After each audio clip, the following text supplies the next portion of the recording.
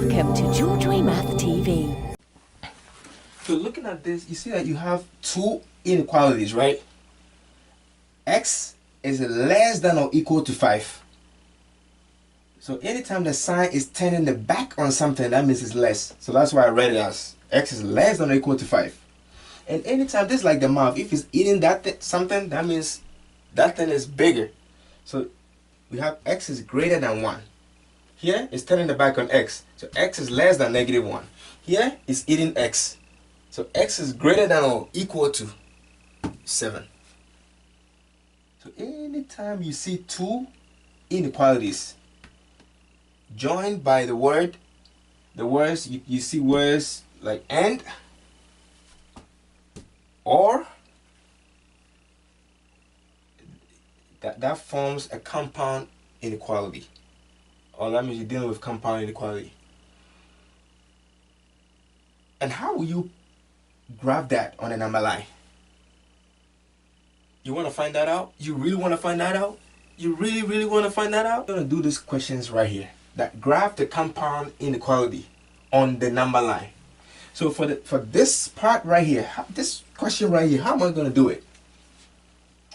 Well, I have two inequalities joined by the word and. So this is a compound inequality that I'm doing right now. Okay, how am I going to put that on number line? Well, I know that I have to do each one. So I do one at a time. So this sign is turning the back on X. So it's less than. So X is less than or equal to 5. So first I have to find where 5 is on the number line. And that is positive 5 right here. So positive 5 is right here. And it's less than or equal to 5. So less than. Which side is less than 5? 4 is less than 5. 3 is less than 5. So it's the left side is always less than part. So I'm going to the left.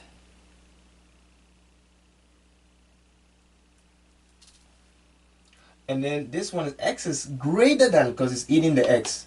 It's greater than 1. So where is 1 on number line? This is 1 right here. Here I use a closed circle because there was a line underneath the sign. There's no sign line underneath the sign. So I just find 1 and just put an open circle. But it's greater than 1. So I'm going to the right. So anytime we see that it's intersecting, or like you have, they're all going through the same line like that. You don't need this side right here. You're just gonna take that side, this side off, and just say that is your answer. Yeah, I know that's how it is. So that's how I'm gonna do with this question right here.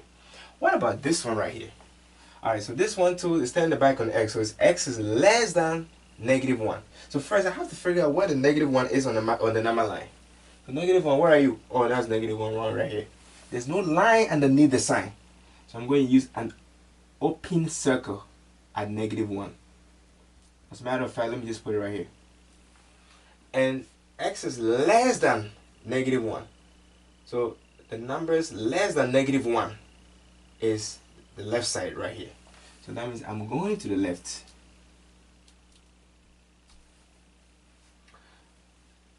That one also, I have X is greater than or equal to 7. So I have to figure out where 7 is on the number line. And that is my 7 right here. But there's a line underneath the sign. So I have to use a closed circle.